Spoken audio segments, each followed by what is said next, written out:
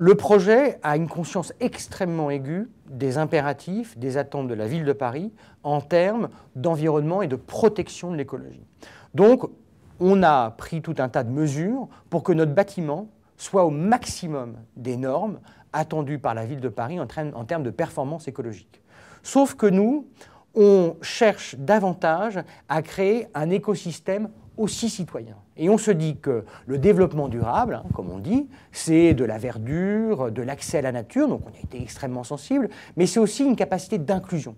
Et on se dit que ce projet, qui offrira un certain nombre d'aménités, il offrira en plus ce troisième pilier qu'on oublie un peu dans le développement durable, qui est de dire tout projet doit être inclusif. Et notre projet, il est avant tout inclusif. On vit dans des sociétés de plus en plus individualisées, où néanmoins, il y a une pulsion, une envie de s'engager, qui est de plus en plus difficile parce qu'il y a une mise à distance entre le local et l'engagement personnel. Et on se dit que ça ne peut pas se résoudre avec du numérique. Ça ne peut pas se résoudre avec de l'engagement ou des annonces politiques. Ça se crée par de l'action quotidienne, locale et associative.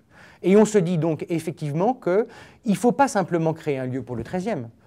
Notre dispositif est en fait un prototype qui peut exister dans le 20e, dans le 11e ou ailleurs d'ailleurs. C'est se dire, on crée un espace qui a cette mixité entre le public, le privé et l'associatif, dont la mayonnaise prend ou ne prend pas, mais qui est en tout cas capable de véhiculer un cadre de bienveillance dans lequel les gens peuvent s'impliquer. Et ça, on a la conviction qu'aujourd'hui, ça n'existe pas.